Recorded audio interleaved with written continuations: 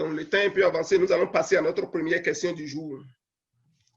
C'est tiré de Matthieu 25, versets 1 à 12. Si le frère Amen peut nous aider à lire ça. Matthieu 25, les 12 premiers versets. Matthieu 25, 1 à 12. Alors le royaume des cieux sera semblable à 10 vierges qui, ayant pris leur lampe, allaient à la rencontre de l'époux. 5 d'entre elles étaient folles et 5 sages. Les folles, en prenant leur lampe, ne prirent point d'huile avec elles, mais les sages prirent avec leur lampe de l'huile dans des vases. Comme l'époux tardait, tous s'assoupirent et s'endormirent. Au milieu de la nuit, on cria, « Voici l'époux, allez à sa rencontre. » Alors toutes ces vierges se réveillaient, préparaient leurs lampes. Les folles dirent aux sages, « Donnez-nous de votre huile, car nos lampes s'éteignent. » Les sages répondirent, « Non, il n'y en aurait pas assez pour nous et pour vous. Allez plutôt chez ceux qui en vendent et achetez-en pour vous. » Pendant qu'elles allaient en acheter, l'époux arriva. Celles qui étaient prêtes entraient avec lui dans la salle des noces et la porte fut fermée. Plus tard, les autres vierges vinrent et dirent, « Seigneur, Seigneur, ouvre-nous. » Verset 12. Mais il répondit, « Je vous le dis en vérité, je ne vous connais pas. » Amen. La première question qui se pose à partir de ce passage est celle-ci. Qui sont les vierges folles? Je ne vous connais pas. Qu'est-ce que cela veut dire exactement? Le fait que l'époux, à l'arrivée des 5 folles, leur a répondu, je ne vous connais pas. Qu'est-ce que cela veut dire? C'est la deuxième sous-question. La troisième sous-question, la porte est fermée. Quelle est la possibilité pour que les vierges folles rentrent, c'est-à-dire dans la salle où les autres étaient avec l'époux? Quelle est leur possibilité de rentrer dans cette salle? En un mot, quel est le sort réservé à ces vierges? Voilà la première question et qui est subdivisée en 3 sous-questions. Que l'Éternel nous aide ce soir. Amen. Que le nom de l'Éternel soit béni. Amen. À la première question, qui était de savoir qui sont les vierges folles.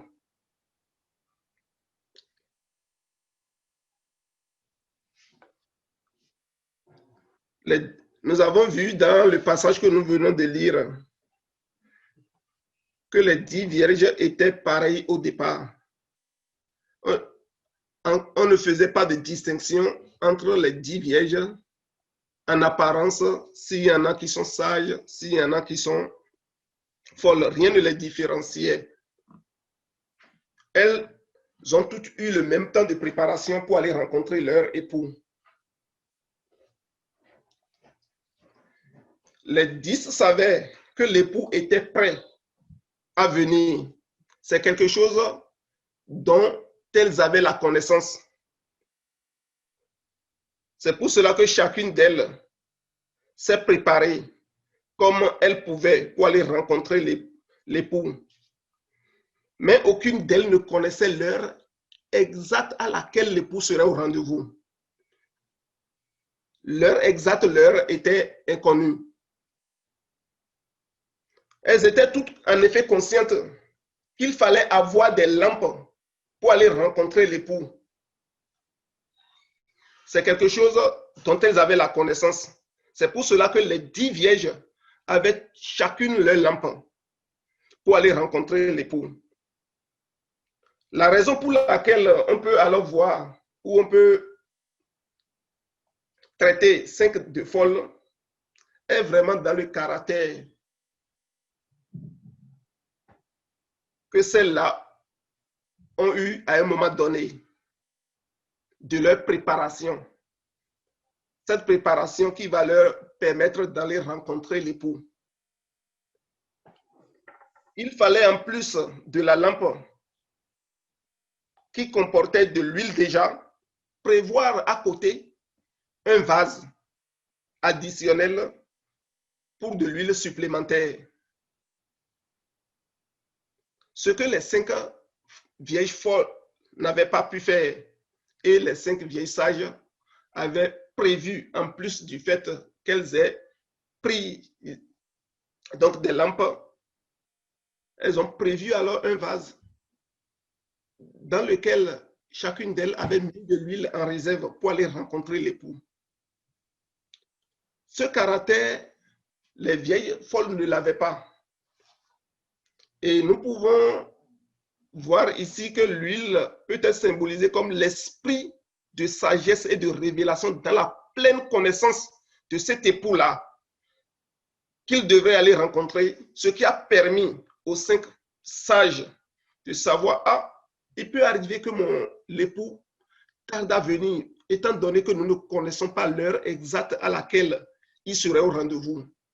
Si nous prenons seulement de la lampe et nous mettons seulement dans le réservoir de cette lampe-là de l'huile, il peut arriver que l'huile qui est dans le réservoir de la lampe peut finir et la lampe peut s'éteindre. Et si pendant que la lampe s'éteignait, l'époux était au rendez-vous, qu'est-ce que nous pouvons faire en ce moment? On n'aurait pas de lumière pour aller rencontrer l'époux. Il faudrait qu'on prévoie alors un vase additionnel pour mettre de l'huile en réserve. Et nous pouvons lire vraiment que cet esprit de sagesse et de révélation dans la connaissance de l'époux-là, l'apôtre Paul nous a précisé ça dans Éphésiens 1, versets 16 à 17.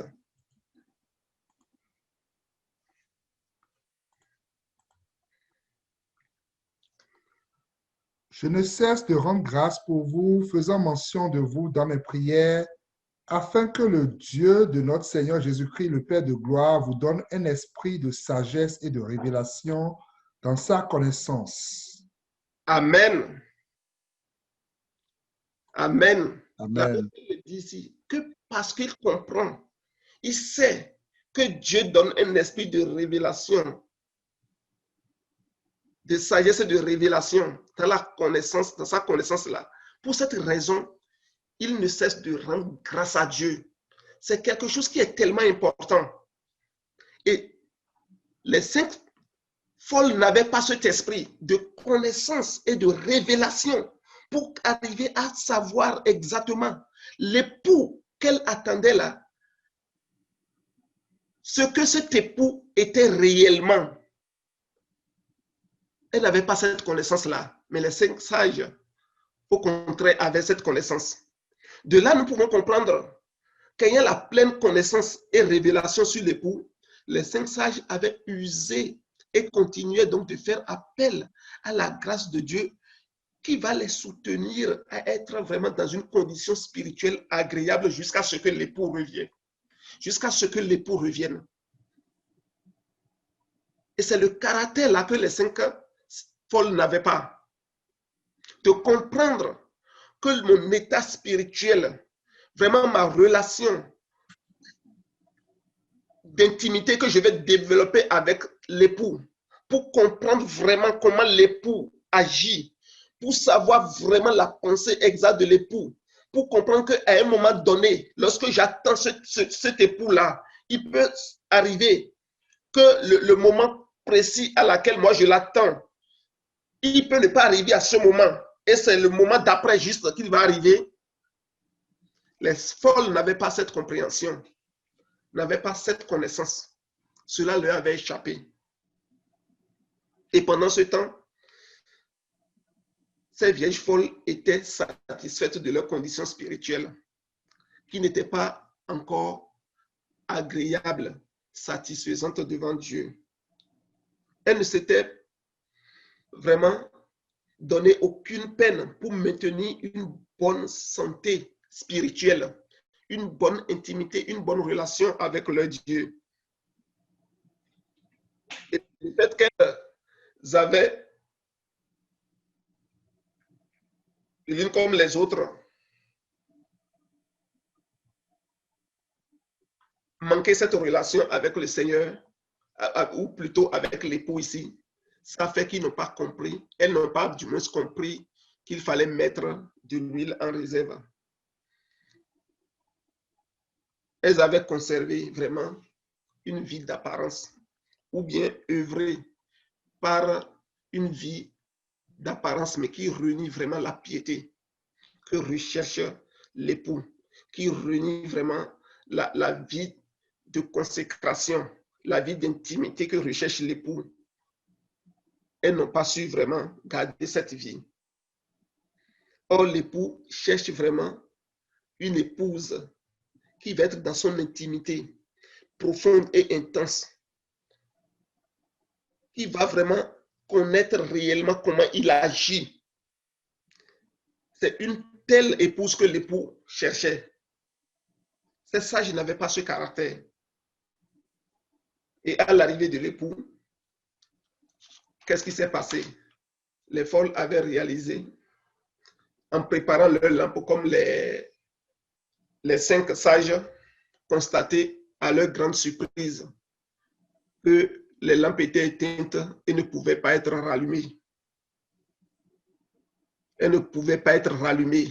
Elles étaient prises au désarroi.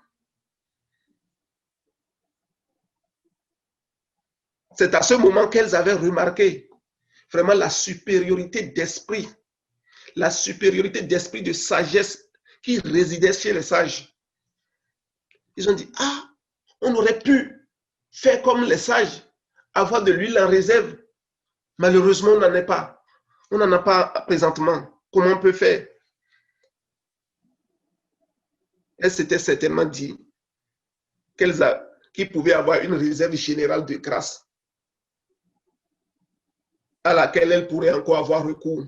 C'est pour cela qu'elles sont allées voir les sages pour dire, la réserve que vous avez là, vous pouvez partager un peu avec nous pour que nous aussi là, on puisse avoir nos lampes allumées pour aller rencontrer l'époux. Mais ce n'était plus le moment. Ce n'est vraiment pas le moment pour que la réserve de grâce que quelqu'un s'est accumulée, il peut avoir le temps pour en dispenser avec quelqu'un d'autre. Donc, il y a un prix à payer afin d'avoir cette huile-là. Et nous pouvons comprendre vraiment que c'est vraiment dans l'intimité de l'époux, dans la foi de ce que l'époux, il va arriver certainement. Et dans la prière, pour comprendre à quel moment l'époux serait là, pour comprendre vraiment qu'est-ce que l'époux aime, dans vraiment les choses qui font plaisir à l'époux, dans sa parole, dans la parole que l'époux donne. Dans ces paroles-là, il y a vraiment toute sa volonté qu'il transmet à son épouse. Et c'est en écoutant l'époux et en décodant chacun des mots qui constituent sa parole qu'on peut arriver à cette connaissance-là. Et nous pouvons lire Ésaïe 55, versets 1 à 4. Pour voir qu'il faut manifester sa foi et sa faim, vraiment pour travailler à ce que son âme soit vraiment dans l'abondance. Vous tous qui avez soif, venez aux eaux, même celui qui n'a pas d'argent. Venez acheter, manger, venez acheter du vin, du lait, sans argent, sans rien payer. Pourquoi pesez-vous de l'argent pour ce qui ne nourrit pas? Pourquoi travaillez-vous pour ce qui ne rassasie pas? Écoutez-moi donc et vous mangerez ce qui est bon, et votre âme se délectera de mets succulents. Prêtez l'oreille et venez à moi, écoutez, et votre âme vivra. Je traiterai avec vous une alliance éternelle pour rendre durable mes faveurs envers David. Voici, je l'ai établi comme témoin auprès des peuples, comme chef et dominateur des peuples. Amen. Ce qui retient mon attention ici dans ce passage, il dit, vous tous qui avez soif, venez aux eaux, même celui qui n'a pas d'argent, venez acheter et manger.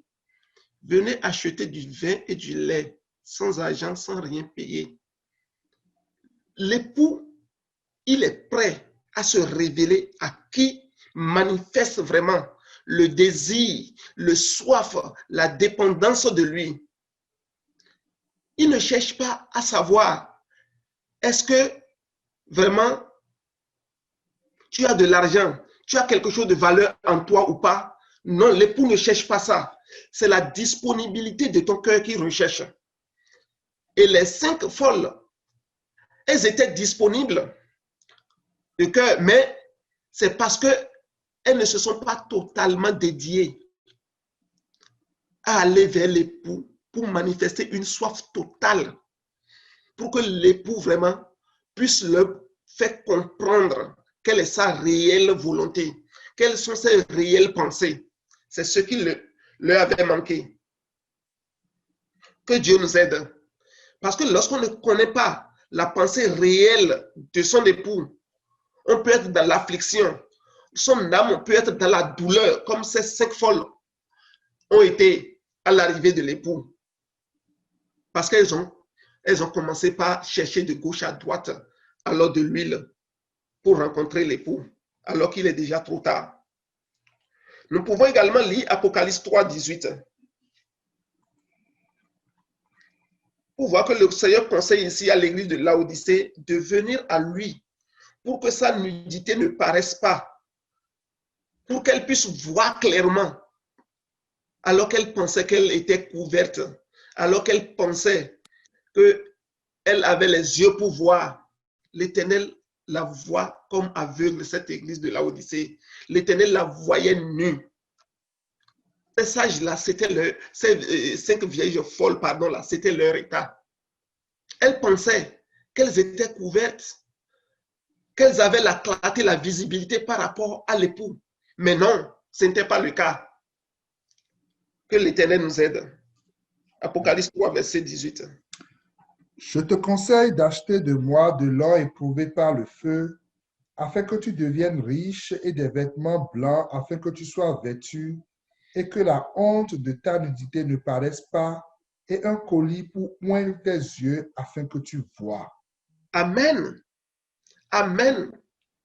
Si les 5 sages-là s'étaient rendus disponibles à écouter l'époux pendant le temps de leur préparation pour aller à sa rencontre, elles auraient compris plutôt qu'il fallait vraiment se couvrir de la bonne façon, qu'il fallait mettre quelque chose comme colis dans les yeux pour bien voir, pour voir de façon claire, avoir vraiment la vision de l'aigle par rapport aux choses que l'époux recherche.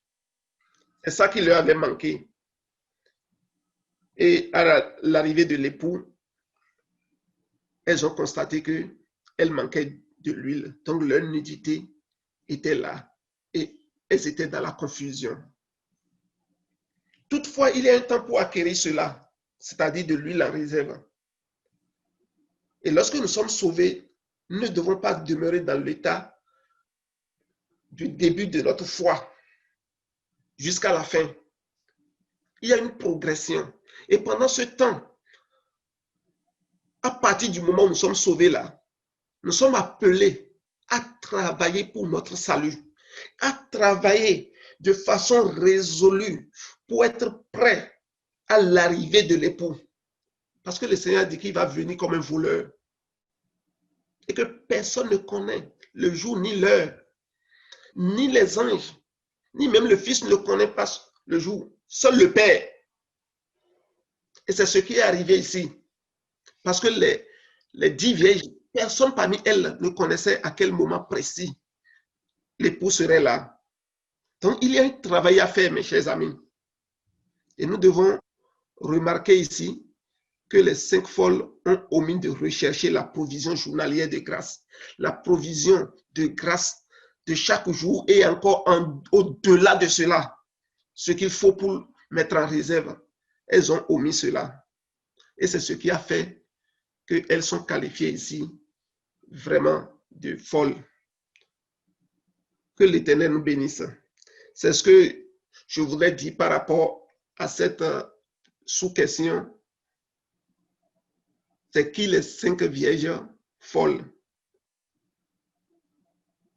Amen. Avant d'aller aux autres sous-questions, si ouais, ont des apports, je les laisse la place. Que l'Éternel nous bénisse. Amen. Amen. Amen. Que Dieu nous bénisse. Amen. Pour moi, merci, Frère Saturnin, pour ton intervention. Le Seigneur te bénisse abondamment. Amen. Amen. Amen. Amen. On a beaucoup parlé des vierges, hein, vraiment, mais il y a toujours des profondeurs de questions dans la question et c'est là qu'on voit vraiment que le Seigneur a une sagesse variée, avec un même chapitre, avec un même verset, et puis nous permettre en fait de pouvoir voir plusieurs angles. C'est pour ça que la Bible dit que les 4 êtres vivants chantent continuellement Saint, Saint est le Dieu d'Israël, parce qu'à chaque moment, ils découvrent une facette de Dieu. Amen. Et on ne peut jamais finir en fait de découvrir en fait la beauté de Dieu. Alléluia. Et on a parlé des vierges déjà et on a dit que les vierges représentent l'Église pure dans son ensemble. Amen. Et c'est de cela que l'apôtre Paul parle dans Ephésiens 5 quand il parle en fait d'une Église qui est sans tache ni rien de semblable, mais il dit mais sainte et répréhensible. Et on peut voir aussi une mention dans Apocalypse 14, je pense bien, quand le Seigneur parle en fait des 144 000 personnes. Apocalypse 14 à partir du verset 1. Je regardais et voici l'agneau se tenait sur la montagne de Sion et avec lui 144 000 personnes qui avaient son nom et le nom de son Père écrit sur leur front. Et j'entendis du ciel une voix comme un bruit de grosses eaux, comme le bruit d'un grand tonnerre, et la voix que j'entendis était comme celle de joueurs de harpe jouant de leur harpe. Et ils chantent un cantique nouveau devant le trône et devant les 4 êtres vivants et les vieillards. Et personne ne pouvait apprendre le cantique si ce n'est les 144 000 qui avaient été rachetés de la terre. Ce sont ceux qui ne se sont pas souillés avec des femmes, car ils sont vierges. Ils suivent l'agneau partout où il va. Ils ont été rachetés d'entre les hommes comme des prémices pour Dieu et pour l'agneau. Amen. Donc le verset même explique un peu ce que ça veut dire vierge. Ils suivent l'agneau partout où il va. Alléluia. Donc il nous parle en fait de la parole de Dieu. Donc ils suivent l'agneau partout où il va. Et la Bible dit qu'ils ne se sont pas souillés avec des femmes. Nous avons déjà dit que ici c'est une métaphore. Parce que l'apôtre Pierre, par exemple, qui était marié, vous comprenez que si on parle des femmes physiques, donc ça va être vraiment difficile à comprendre. Donc les femmes ici, c'est tout ce qui est de l'Église apostate, c'est tout ce qui est des fausses doctrines, des enseignements. La Bible dit dans le livre de Lévitique que le Seigneur, il ne va pas marier une femme qui est déshonorée, une femme qui est répudiée, une femme qui est veuve, mais il va marier une vierge. On dit le souverain sacrificateur va prendre une vierge au milieu de son peuple. Et ce souverain sacrificateur, c'est une image de Christ. Christ vient chercher une église qui est sans tache, ni rien de semblable, irrépréhensible. Une église qui est vierge. Alléluia. Donc, les vierges, c'est ceux qui ne se souillent pas, mais qui gardent leur pureté en suivant Christ. Et on va retrouver également une autre mention dans 2 Corinthiens 11, verset 2, de ce que l'apôtre Paul dit de l'église de Corinthe, mais qui s'applique aussi à l'église tout entière. Alléluia. Ce qui est dit pour chaque église, en fait, dans les Écritures, c'est dit aussi pour nous, à notre époque.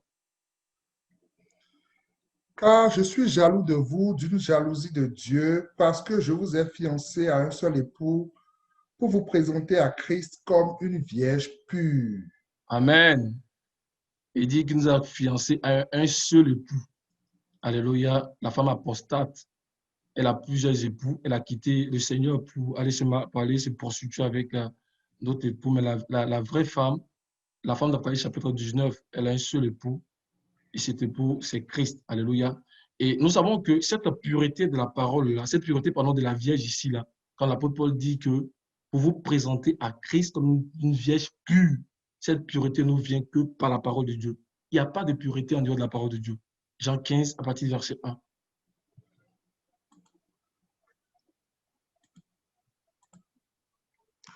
Je suis le vrai cep et mon Père est le vigneron. Tout sarment qui est en moi et qui ne porte pas de fruit, il le retranche, et tout sarment qui porte du fruit, il émonde afin qu'il porte encore plus de fruits. Déjà, vous êtes purs à cause de la parole que je vous ai annoncée.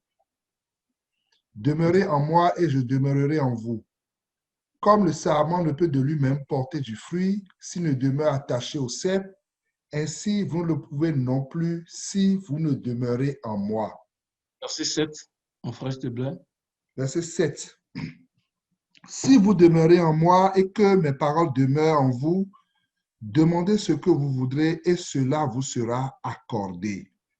Amen. Donc, notre pureté nous vient de la parole de Dieu. Ça, c'est vraiment important. C'est avec ça qu'on va faire le chemin. Amen. Notre pureté nous vient de la parole de Dieu. Vous êtes purs à cause de la parole que je vous ai annoncée. Amen. Donc, autant la Vierge va demeurer dans la parole du fiancé, autant la fiancée va demeurer dans la parole du fiancé. Alléluia. Qui est Christ. Autant ces choses-là qui caractérisent Christ vont commencer à se développer en elle. Amen. Pour lui permettre de se préparer à la rencontre du fiancé. Amen. Pour dire que l'Église pourra achever sa sanctification si elle demeure dans la parole de Dieu. Amen. Et quand elle va demeurer comme ça, ces choses-là qui appartiennent à Christ, bien sûr, qu'on voit même dans Osée chapitre 2 aussi, vont venir comme se développer en elle. Amen. Parce que ce qui nous lie au fiancé, en fait, ce sont ces choses qui appartiennent à Christ. Mais ces choses qui appartiennent à Christ, en fait, viennent de sa parole. Alléluia. On va regarder Osée chapitre 2. On dit beaucoup, mais c'est pour bien poser les bases que le Seigneur nous aide pour pouvoir expliquer, en fait, la suite des questions. Osée 2, versets 19 à 20. Je serai ton fiancé pour toujours. Je serai ton fiancé par la justice, la droiture, la grâce et la miséricorde. Je serai ton fiancé par la fidélité et tu reconnaîtras l'Éternel. Amen. Ici, quand on parle de fiancé, on parle de Christ. Mais Christ dit qu'il sera le fiancé, alléluia, par quoi? Par la justice. Je ferai de la justice, je ferai de la droiture une règle et de la justice un niveau. Donc, par la justice, par la droiture, par la grâce, la miséricorde. Et au verset 20, on voit par la fidélité. Alléluia. Donc, c'est par cette condition seulement que Christ va demeurer le fiancé de la Vierge. Au fur et à mesure que la Vierge va s'attacher à sa parole, donc à Christ, va demeurer en Christ, ces choses-là, comme des cités qui caractérisent Christ, en fait, vont commencer à se développer dans la Vierge. Amen. Et il va continuer à conserver sa pureté. Alléluia. Donc, la compréhension de la parole de Christ, là, qui doit procurer à la fiancée ces vertus comme des cités là, pour lui permettre de garder son état de virginité tout au long de la marche, ça, ce n'est possible que par l'huile. Alléluia. C'est possible que par l'huile. Amen. Qui est le Saint-Esprit. Amen. Donc, la Vierge doit comprendre la parole pour que ces vertus-là viennent se développer en elle. Mais la compréhension de la parole de Christ n'est possible que par l'huile qui est le Saint-Esprit. Et c'est là qu'il y a eu un manquement au niveau des vierges. Parce qu'à un moment donné, elles ont manqué d'huile pour dire qu'elles n'ont pas su rester en permanence en contact avec le Saint-Esprit. Or, c'est lorsqu'on obéit au Saint-Esprit que lui-même nous montre les trésors liés à la plénitude de l'image et de la ressemblance de Christ. Donc, quand on dit vierge folle, là, c'est pas parce qu'elles étaient, c'est pas folle au sens, en fait, et qu'elles n'étaient pas sages. Car une vierge, par défaut, elle est déjà sage. Pourquoi? Parce qu'une vierge, elle est née de nouveau. Notre capacité à comprendre la parole de Dieu nous a été donnée par le Seigneur à travers la nouvelle naissance. Amen. Souvenons-nous ce que le Seigneur dit à Nicodème dans Jean chapitre 3, on va le voir. Donc, c'est pas faux, elles n'étaient pas folles au sens qu'on dit que quelqu'un est folle. Elles étaient sages. Elles sont très sages. Amen. Mais c'est parce qu'à un moment donné, elles ont manqué ce qui est important. Alléluia. Donc, vieilles, ça veut dire qu'elles comprennent la parole. Elles sont à même de comprendre la parole. Jean 3, on va lire le verset 1, verset 3, mais c'est plutôt le verset 3 qui nous intéresse. Mais il y eut un homme d'entre les pharisiens nommé Nicodème, un chef des Juifs, qui vint, lui, auprès de Jésus de nuit et lui dit, « Rabbi, nous savons que tu es un docteur venu de Dieu, car personne ne peut faire ces miracles que tu fais si Dieu n'est avec lui. » Verset 3, Jésus lui répondit, « En vérité, je te le dis, Si un homme ne naît de nouveau, il ne peut voir le royaume de Dieu. Amen. Si un homme ne naît de nouveau, il ne peut voir le royaume de Dieu. On a déjà expliqué ici que voir, en fait, c'est dans le sens de comprendre, de saisir les réalités du royaume. Alléluia. C'est-à-dire que si on ne naît pas de nouveau, ce n'est pas possible de saisir les réalités du royaume. Amen. Donc, nous avons la compréhension de la parole de Dieu. Ça y est en nous parce qu'on est né de nouveau, mes frères et sœurs. Mon frère, tu es capable de comprendre la parole. Ma soeur, tu es capable de comprendre la parole parce que tu es né de nouveau. Et le Seigneur a mis cette sémence en toi pour la compréhension. Et parce que nous sommes nés de nouveau, nous sommes des vierges. Le Seigneur a dit de demeurer. C'est ce qui est vraiment important. Amen. Et on va voir que effectivement ces vierges-là comprenaient la parole. On va aller dans Matthieu chapitre 25, on va lire le verset 1. Matthieu chapitre 25. Alors le royaume des cieux sera semblable à 10 vierges qui, ayant pris leur lampe, allaient à la rencontre de l'époux. Amen. Et on a déjà expliqué que quand on dit alors, c'est parce qu'au chapitre 24, il s'est passé quelque chose. Voilà le chapitre 24. On dit alors, ça découle de quelque chose. Dans le chapitre 24, il s'est passé quelque chose pour que les vierges prennent leur lampe. On va montrer qu'elles comprenaient les Écritures. Elles étaient nées de nouveau. Elles comprenaient la réalité du royaume. Donc, ce n'est pas pour dire qu'elles sont folles, folles au sens de folle, insensées. Mais je veux dire, c'est parce qu'à un moment donné, elles ont manqué quelque chose. Elles ont manqué ce qui était plus important pour gagner la vie. Alléluia. Donc, Matthieu 24, bien Matthieu verset 30, mon frère, s'il te plaît. Matthieu 24, verset 30. Alors, le signe du Fils de l'homme paraîtra dans le ciel, toutes les tribus de la terre se lamenteront et elles verront le Fils de l'homme venant sur les nuées du ciel avec puissance et une grande gloire. Il enverra ses anges avec la trompette retentissante et ils rassembleront ses élus des 4 vents, depuis une extrémité des cieux jusqu'à l'autre. Amen. Donc, c'est le son de la trompette pour rassembler les élus qui a fait qu'elles ont pris leur lampe. Donc, elles ont entendu le son de la trompette. C'est ce qui a fait qu'elles ont pris leur lampe. Alléluia. On le voit dans Nombre. Dieu a demandé à Moïse de se faire 2 trompettes d'argent. Et il dit que si on sonnera de telle manière, les princes vont s'approcher, si on sonnera de telle manière. Mais il faut comprendre. Quand tu es prince, il faut d'abord comprendre. Alléluia. Et c'est ça, elles ont compris le son de la trompette. Donc, elles étaient capables de comprendre les Écritures. Alléluia. Ça c'est vraiment important. Donc, elles ont compris le son de la trompette. C'est ce qui a fait que, donc, au chapitre 25, elles ont pris leur lampe et elles sont allées à la rencontre de l'époux. Et quand on dit elles ont entendu le son de la trompette, cela veut dire qu'en lisant les Écritures, elles ont compris la pensée du Seigneur, qui est révélée par le Saint-Esprit au temps convenable. Parce qu'il y a une pensée du Seigneur qui est révélée par le Saint-Esprit au temps convenable. Il est dit que l'économe fidèle, il donne la nourriture du temps convenable. Amen. Parce que l'économe fidèle a la révélation de l'Esprit par rapport aux Saintes Écritures. Amen. Donc, les Saintes Écritures nous révèlent la pensée du Seigneur. Et chaque partie des Écritures fait partie intégrante d'un son des trompettes. Amen. Chaque partie des Écritures qu'on voit là, ça fait partie intégrante de l'une des trompettes. Amen. Et à chaque époque, le Seigneur nous donne en fait une révélation par rapport à son plan. Alléluia. C'est pour ça qu'on dit la nourriture du temps convenable. Amen. Donc, ce n'est pas le moment de parler vraiment des trompettes, mais on va continuer pour répondre aux questions. Mais si nous prêtons attention, en fait, elles ont compris parce que dès le départ, elles avaient de l'huile. Ici, elles ont compris parce qu'elles avaient de l'huile. On dit qu'elles avaient de l'huile dans leur lampe. C'est ça qui leur a permis de comprendre. Alléluia. Donc, tout ceci, là, on veut dire par là que notre compréhension des Écritures nous vient de lui qui est le Saint-Esprit. Amen. Et tant que, aussi longtemps que nous demeurons fidèles et obéissants à la parole de Dieu et à la voix, c'est-à-dire à l'opération du Saint-Esprit, on aura toujours de l'huile en réserve. On pourra ouvrir les Écritures et on pourra comprendre la volonté de Dieu. Donc, ils étaient capables d'ouvrir les Écritures et de comprendre la volonté de Dieu parce qu'au début, elles avaient de l'huile dans leur langue. Amen. Mais à un moment donné, il y a eu un manquement. C'est pour ça que dès le début, j'ai commencé à parler de manquement. Amen. Et ce manquement-là, on le voit au chapitre 25, à partir du verset 8. Donc, tu peux dire d'abord le verset 2 là pour montrer qu'elles avaient de l'huile au départ. C'est pourquoi elles ont compris le son de la trompette. 5 d'entre elles étaient folles et 5 au verset 1. Verset 1, verset 3. Verset 1, verset 3, s'il te plaît, mon frère. Alors le royaume des cieux sera semblable à 10 vierges qui, ayant pris leur lampe, allaient à la rencontre de l'époux. 5 d'entre elles étaient folles et 5 sages. Les folles, en prenant leur lampe, ne prirent point d'huile avec elles. C'est ça. Donc, elles n'ont pas pris de l'huile en réserve, mais elles avaient de l'huile dans les lampes parce que les lampes étaient allumées. Amen. Sans l'huile, on ne peut pas allumer les lampes. Et parce qu'au verset 8, on va voir que c'est là que leurs lampes ont commencé à s'éteindre. Donc, la lampe était allumée, ils avaient de l'huile au départ.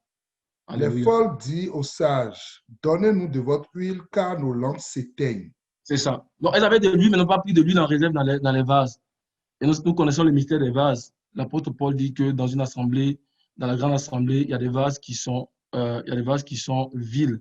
Il y a des vases d'honneur. Alléluia. Ces vases d'honneur-là, ce sont des vases qui obéissent donc à la voix de l'Esprit. Ce sont des vases qui obéissent à la loi de l'Esprit. Donc, il y a la pureté morale et l'obéissance donc au Saint-Esprit. Amen. Et c'est justement parce qu'elles ont manqué de l'huile qu'elles ont été qualifiées de folles. Parce que, pourquoi? Parce que sans le Saint-Esprit, nul ne peut comprendre les Écritures et parvenir à la plénitude de l'image et des sens de Christ. Il faut le Saint-Esprit. Il faut demeurer en permanence avec le Saint-Esprit parce que c'est lui seulement qui est capable de nous révéler les Écritures. Une fois qu'on manque de l'huile, une fois qu'on manque du Saint-Esprit, de l'Esprit en fait dans nos vies, mes frères, c'est fini. On ne peut plus comprendre les choses de Dieu. Amen. On va les voir dans Jean 14, verset 26. Donc, elles ont manqué de l'huile et donc elles ne pouvaient plus ouvrir les Écritures et les comprendre. Alléluia. Jean 14, verset 26. Mais le consolateur, l'Esprit Saint, que le Père enverra en mon nom, vous enseignera toutes choses et vous rappellera ce que je vous ai dit. C'est ça. Et ailleurs, on dit qu'il nous conduira dans toute la vérité. Donc, il nous conduit. Donc, au fur et à mesure qu'on lui obéit, il nous révèle les Écritures et on commence à voir le royaume, on commence à gagner le royaume petit à petit jusqu'à ce qu'on entre totalement dans le royaume. Mais une fois qu'on est dissocié de l'esprit, notre compréhension des Écritures, en fait, n'est pas, on peut pas comprendre les Écritures.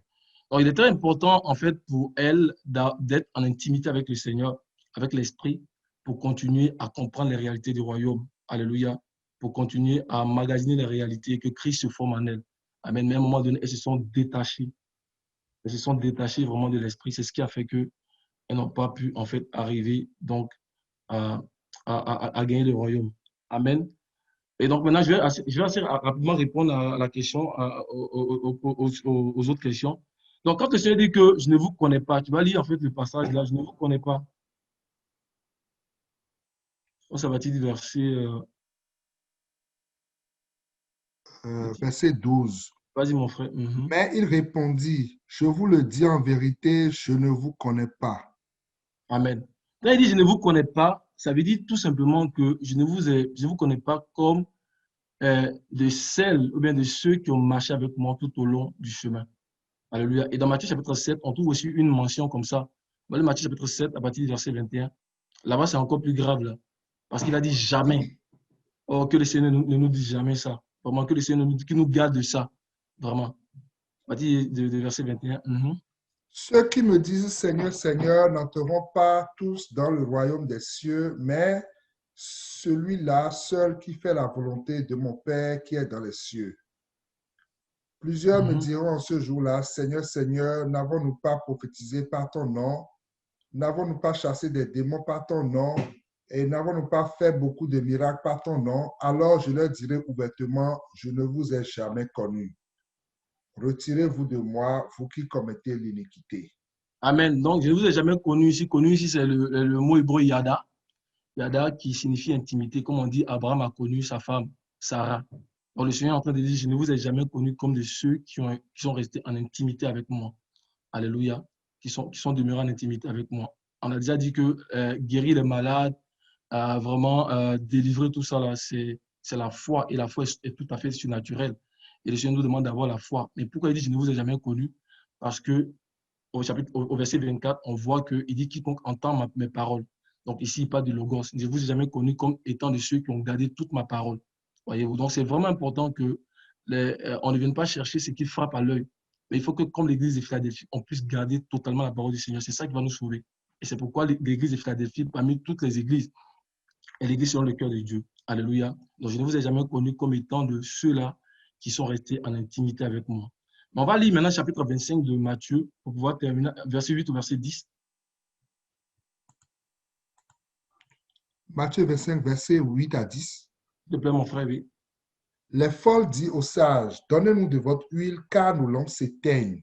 Les sages répondirent, non, il n'en aurait pas assez pour nous et pour vous. Allez plutôt chez ceux qui en vendent et achetez-en pour vous.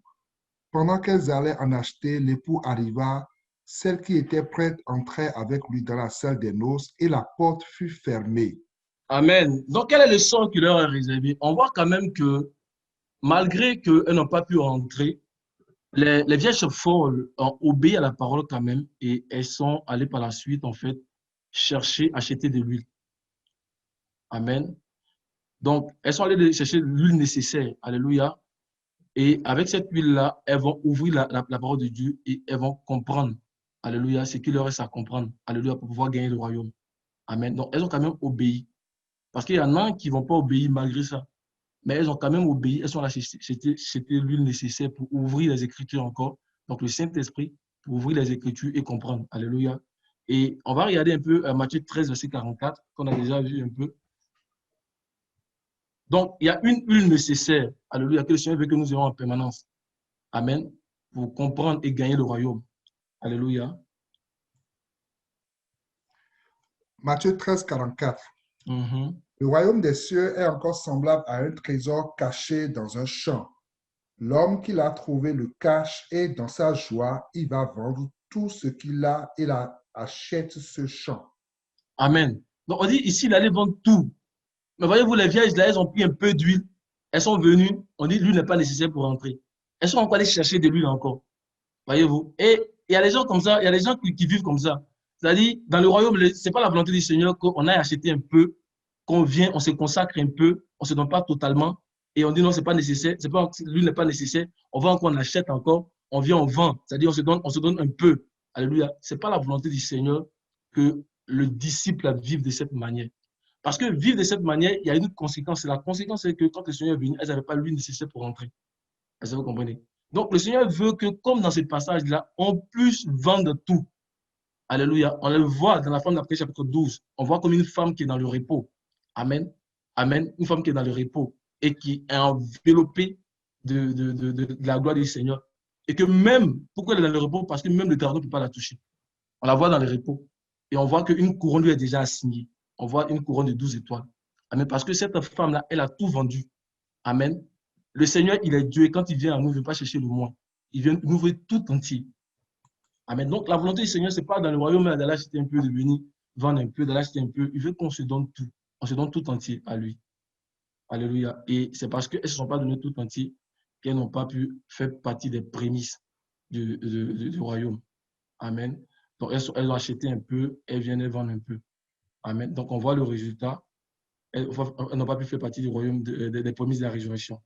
Amen. Mais comme elles ont obéi en allant chercher des l'huile nécessaires pour gagner le royaume, elles seront quand même sauvées.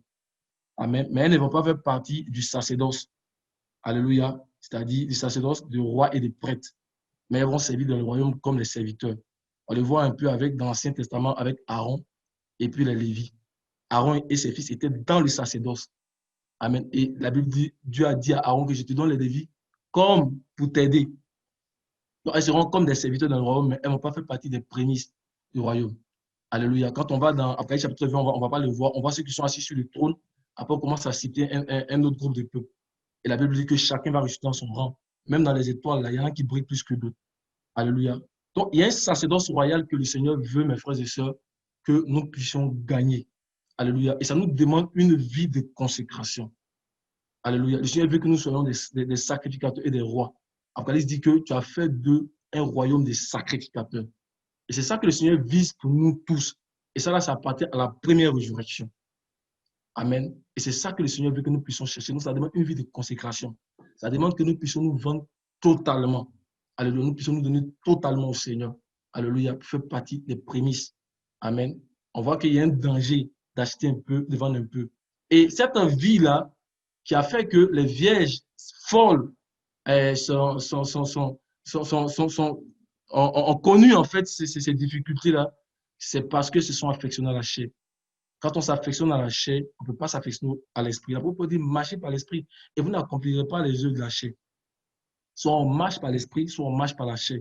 Amen. Et quand on marche par la chair, la Bible dit que l'affection de la chair, c'est la mort. Mais l'affection de l'esprit, c'est la vie éternelle en Jésus-Christ. Amen. Donc, nous avons eu cette pureté parce que nous avons entendu l'évangile. Mais le Seigneur dit demeurer. Nous devons demeurer obéissants à la parole, la mettre en pratique. Nous devons demeurer obéissants au Saint-Esprit. Alléluia. Et c'est lui seulement qui peut nous montrer les trésors liés à la plénitude de l'image de la ressemblance de Christ. Ce que le Seigneur veut, c'est que nous puissions travailler à devenir comme cette femme d'après chapitre 12. J'ai dit que c'est un niveau de repos. Alléluia. Quand on arrive à ce niveau de repos-là, même le dragon ne peut pas te toucher. Amen. C'est vrai qu'il y aura toujours en fait des combats. Mais ces combats-là, nous pouvons les réussir. Pourquoi? Parce que nous vivons dans la manière de vivre, la nouvelle manière de vivre en Christ. Et nos combats, c'est Christ qui les fait pour nous. Amen. Nous devons seulement lui être obéissants. Alléluia. Pour qu'il continue d'achever notre sanctification.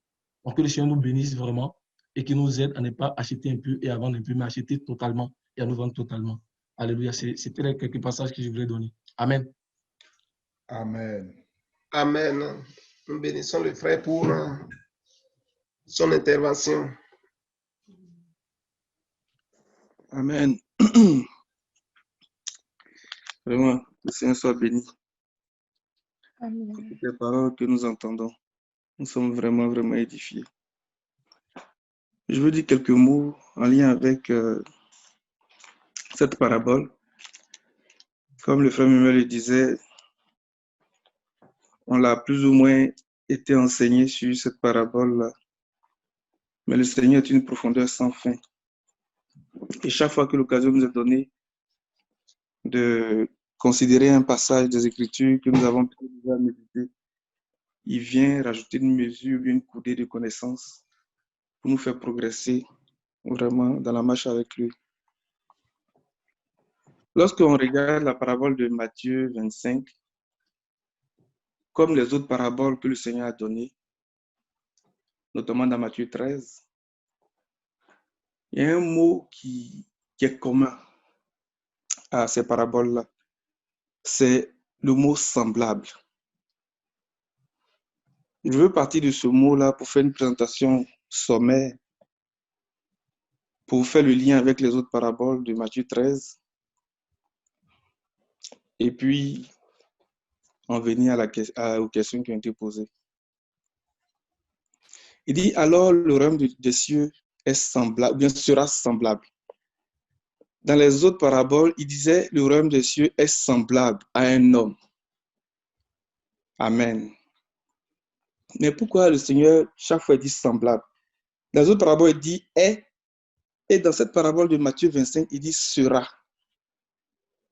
Comme si la parabole de Matthieu 25 est l'aboutissement de quelque chose, ou bien l'accomplissement de quelque chose. Mais le semblable à, ou bien sera semblable à, ça nous renvoie à quelque chose de très fort, que le Seigneur veut que nous comprenions. Et cette compréhension de cette chose-là va nous donner la sagesse nécessaire pour nous préparer à rentrer dans l'accomplissement de cette parole-là. Et à travers ces paraboles-là, ce qui ressort, c'est le mystère de Christ et de l'Église qui ressort. C'est le mystère de Christ et de l'Église qui ressort. Regardons dans Genèse chapitre 2, le verset 18, à partir du verset 18.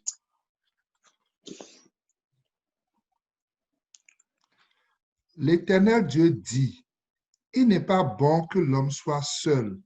Je lui ferai une aide semblable à lui. Alléluia. Il n'est pas bon que l'homme soit seul. Je lui ferai une aide semblable à lui. Le royaume des cieux est semblable à un homme qui a fait ceci. Le royaume des cieux est semblable à un homme qui a fait ceci. Mais le royaume des cieux est semblable à. Alors le royaume des cieux sera semblable à 10 vierges qui ont pris leur lampe pour aller à la rencontre de l'époux. Alléluia. Et dans le passage que nous sommes en train de lire, tu peux continuer encore, mon frère, s'il te plaît. Verset 19.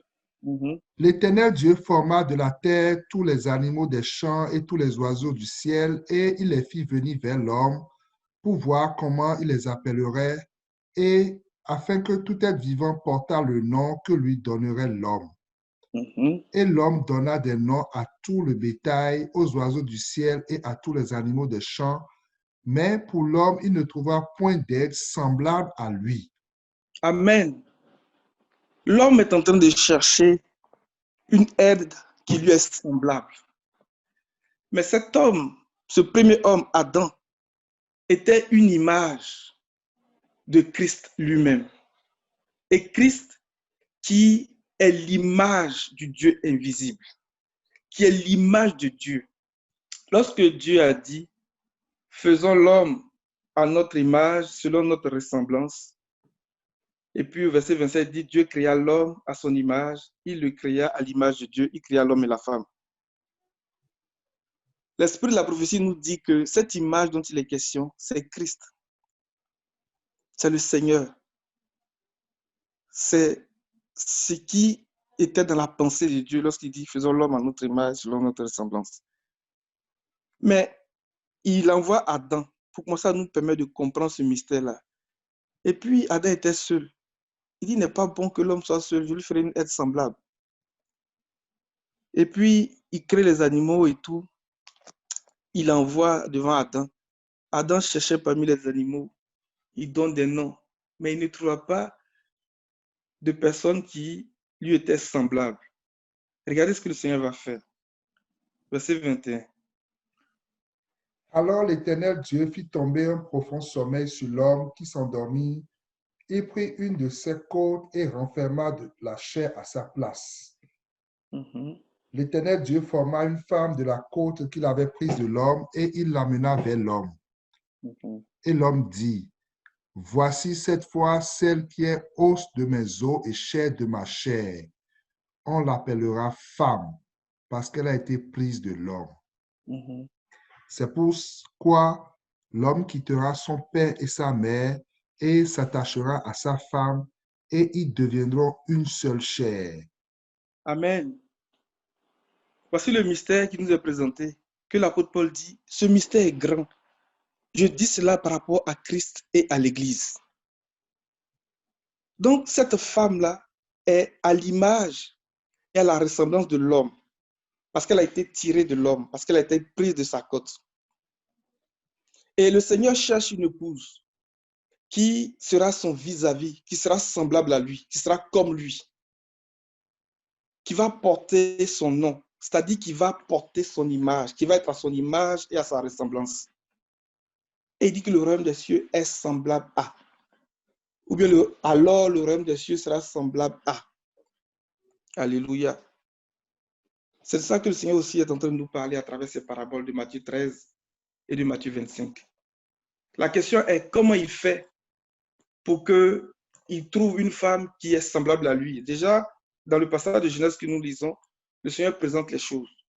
Il endort l'homme, il prend une côte, il forme la femme, et puis il l'amène vers l'homme. Et l'homme qui reconnaît, il dit cette fois-ci, voici celle qui est os de mes os et chair de ma chair. Alléluia, on l'appellera femme. Il est en train de dire que cette fois-ci, j'ai trouvé quelqu'un qui a mon image, qui est à ma ressemblance, ou bien qui porte mon image.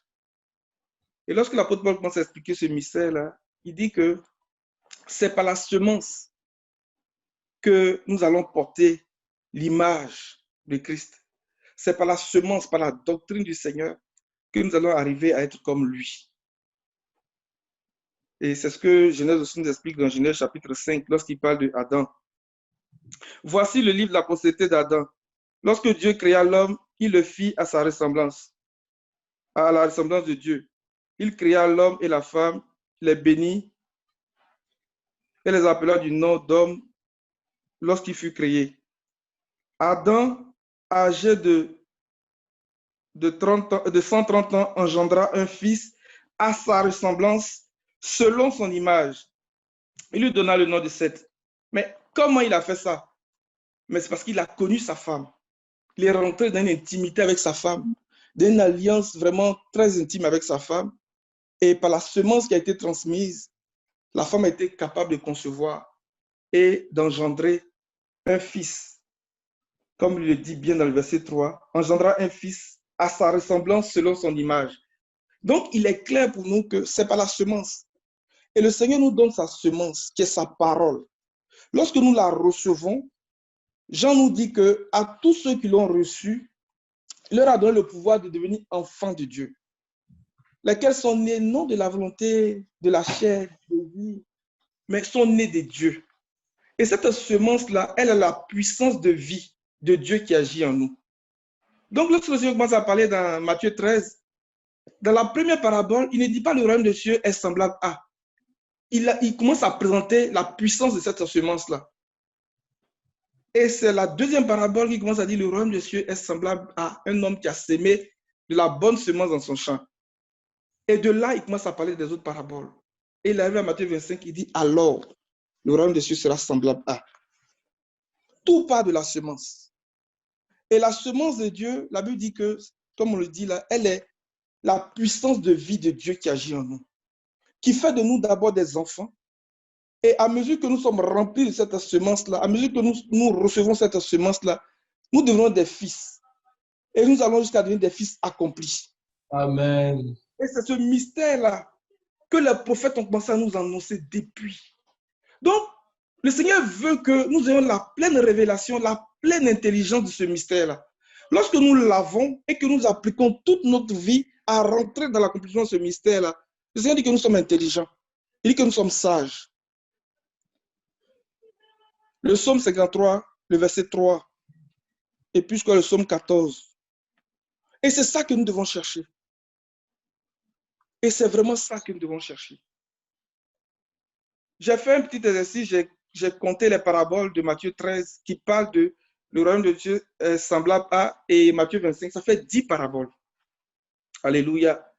Et dans chacune de ces paraboles-là, on peut faire un lien très étroit avec les noces. Pour faire le lien, ou bien pour comprendre encore plus le mystère vraiment des 10 vierges. Et comme le frère Mimel l'a présenté, en faisant le lien avec Apocalypse chapitre 14, effectivement, c'est des gens qui avaient accepté le Seigneur, qui avaient compris les choses du Seigneur, mais il y a quelque chose qui leur a manqué. Est-ce qu'il y avait donné un passage? Tu as dit Psaume 53, le verset 53, 3. verset 3. Et puis le psaume 14 aussi, je pense. Psaume 53, verset 3. Mm-hmm. Dieu du haut des cieux regarde les fils de l'homme pour voir s'il y a quelqu'un qui soit intelligent, qui cherche Dieu. Mm-hmm. Le psaume 14. Ouais, vas-y, je pense. Ouais. Tous sont égarés, tous sont pervertis, il n'en est aucun qui fasse le bien, pas même un seul. Psaume 14. Tu as lu combien? Non, Psaume 14 maintenant, verset combien? Peut-être le verset 2 aussi. L'Éternel du haut des cieux regarde les fils de l'homme pour voir s'il y a quelqu'un qui soit intelligent, qui cherche Dieu. Amen. S'il y a quelqu'un qui est intelligent, s'il y a quelqu'un qui est sage, qui cherche Dieu, que le Seigneur nous donne vraiment cette pleine révélation de ce mystère-là, cette pleine compréhension. Parce que l'apôtre Paul dit ce mystère est grand. Ce mystère est vraiment grand. On ne peut pas parler de ça aujourd'hui. De toute façon, on n'a pas toute la révélation de ce mystère-là. Mais donc, comment passer de l'état d'âme vivante ou bien de l'état d'homme jusqu'à devenir comme le Seigneur lui-même? C'est ça le défi, c'est ça la grande question. Mais déjà, c'est par la semence. C'est par la semence. Paul dit aux Corinthiens que celui qui s'unit avec la prostituée devient un seul esprit avec la prostituée. Celui qui s'unit au Seigneur devient un seul esprit avec le Seigneur. Cette unité ou bien cette union-là, ça se traduit par la connaissance. C'est traduit par l'intimité que nous avons avec le Seigneur. Donc, quand le Seigneur dit aux folles, je ne vous ai jamais connu, elles n'ont pas eu d'intimité avec le Seigneur, comme Adam a connu sa femme là. Cette intimité, cette relation d'alliance a manqué à cette catégorie de vierges. Donc, le Seigneur dit, je ne vous ai pas connu. Parce que de cette union, ou bien de cette intimité, ou bien de cette relation vraiment avec le Seigneur, va sortir une postérité. Et c'est cette postérité-là qui va écraser la tête du serpent. Et c'est dans cette intimité, ou bien dans cette relation d'alliance-là, que nous allons voir qu'une femme est enceinte, environnée du soleil, la lune sous ses pieds, une couronne de 12 étoiles sur sa tête, étant dans des cris, des douleurs de l'enfantement. Et plus tard, elle va donner naissance au fils mâle qui va paître les nations. Amen. Amen. Alléluia. C'est ce que je voulais présenter de manière générale pour dire que à travers ces paraboles-là, le Seigneur veut nous présenter le mystère de Christ et l'Église. Et le Seigneur veut que nous puissions saisir cette compréhension-là et que nous puissions travailler de manière à pouvoir participer à ce mystère-là. Alléluia. Mais qu'est-ce que ça nous prend? On dit au milieu de la nuit, on cria. Donc ça nous prend la voix, ça nous prend la parole prophétique. Ça nous prend la parole prophétique. Parce que la parole prophétique, l'apôtre Paul dit que, bien l'apôtre Pierre qui parle de ça, il dit c'est comme une lampe. La parole prophétique est comme une lampe qui brille dans un lieu obscur jusqu'à ce que le jour paraisse et que l'étoile du matin se lève dans nos cœurs. Mais la lampe a besoin d'huile. Et cette huile-là nous vient de notre connaissance du Seigneur. Parce que cette huile-là a une senteur, a une saveur. Et cette huile-là nous vient de notre consécration au Seigneur. Cette huile-là nous vient de notre sanctification, notre vie de sainteté, notre vie de pureté. Donc, lorsque le Seigneur vient rencontrer Israël à sa sortie de l'Égypte, il dit à Moïse, consacre le peuple aujourd'hui et demain, et le troisième jour, je viendrai le rencontrer. Qu'il lave les vêtements et qu'aucun ne s'approche d'une femme. Lorsqu'il disait ça à Moïse, c'était très strict. Tu as vu que les gens avaient peur. Ils avaient mis des limites tout autour de la montagne, personne ne pouvait s'approcher. Mais lorsqu'on va dans Apocalypse chapitre 14, on voit que, contrairement à ce qui s'est passé à Moïse, il y avait des gens qui étaient avec lui sur la montagne. Mais comment ils ont fait pour arriver là-bas? Comment ils ont fait pour arriver là-bas? C'est des gens qui ont gardé leurs vêtements intacts. C'est des gens qui ont vécu, qui ont marché dans la sainteté, dans la sanctification. Quand le Seigneur est venu rencontrer le peuple sur la montagne de Sinaï, il a vu qu'il a donné la loi. Mais ce jour-là, le Saint-Esprit était là aussi. Pour dire que cette loi qui a été donnée là, c'est la loi de la sainteté, c'est la loi de la beauté morale, c'est la loi de la pureté. Et c'est cette loi-là qui gouverne la maison du Père. Donc, cette intimité que nous recherchons avec le Seigneur, cette alliance que nous recherchons avec le Seigneur, cette union, unité qu'on recherche avec le Seigneur, cette loi-là doit nous caractériser. Cette loi-là doit nous gouverner. Alléluia. Elle doit nous gouverner jusqu'à la fin. Et à travers le message prophétique, nous nous préparons, nous nous sanctifions, nous nous purifions. Et le Seigneur fait ce travail-là, nous, jusqu'à ce que le jour de la rencontre arrive et que nous paraissions en sa présence. Amen. Amen. Amen. Amen. Que le Seigneur nous aide. Amen. J'ai beaucoup de choses qui brûlent sur mon cœur par rapport à ça, mais je vais m'arrêter là. Après, Paul dit, ne méprisez pas les prophéties et n'éteignez pas l'esprit. Il y a eu deux éléments qui ont été mis en évidence dans cette parabole de Matthieu 25. La prophétie, la parole prophétique, la voix et la lampe qui nous parle de l'esprit. Ne méprisez pas les prophéties et n'éteignez pas l'esprit.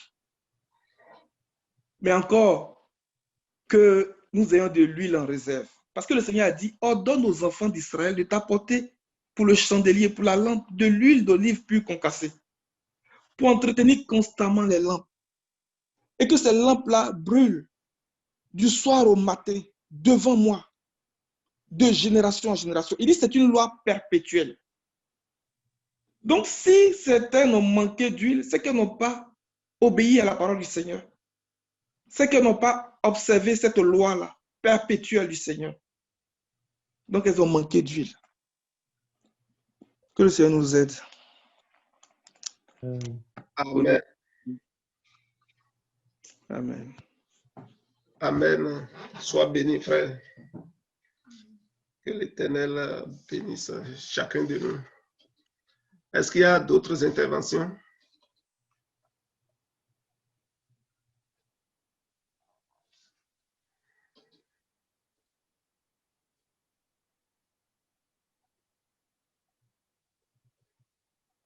Amen. Amen. S'il n'y a pas d'autres interventions, je vais compléter quelque chose par rapport à la sous-question qui était de savoir, je ne vous connais pas et la porte est fermée. Qu'est-ce que cela veut dire? Donc, je ne vous connais pas. Nous pouvons prendre Jean 10, verset 14, pour voir que c'est vraiment Dieu seul qui sait ce qu'il connaît. L'individu, quelqu'un peut penser que lui connaît Dieu, mais pour Dieu, ce n'est pas le cas. De Matthieu 10, verset 14. C'est Jean 10, non? Et oui, excusez-moi, Jean 10, verset 14. Je suis le bon berger. Je connais mes brebis et elles me connaissent. Amen. Ici, il a commencé par dire, je connais mes brebis. En tant que bon berger, je connais vraiment qui est ma brebis. Et celle-là aussi me connaît. Il a commencé par présenter ça ici. Donc, c'est Dieu seul qui connaît ceux qui lui appartiennent vraiment. Et la personne aussi peut reconnaître Dieu, peut connaître Dieu. Et c'est le cas donc des vierges ici, les 10 vierges. Elles toutes là, elles attendent l'époux. Donc, à un moment donné, elles connaissent l'époux. Et elles savent que l'époux va venir. Et nous pouvons vous regarder également Galates 4, verset 9.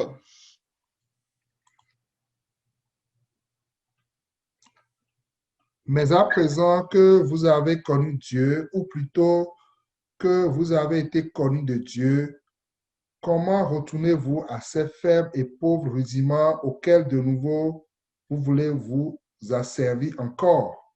Amen. Ici, l'apôtre Paul dit, mais à présent que vous avez connu Dieu, et il a dit, ou plutôt, vous avez été connu de Dieu.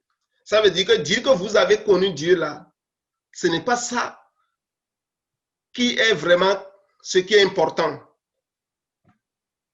Mais c'est plutôt le fait que Dieu vous connaît réellement. C'est ça qui est important. Amen. Et c'est pour cela que quand nous prenons le Jean 10, 14 là, Jésus a dit qu'il connaît ses brebis, les brebis le connaissent également.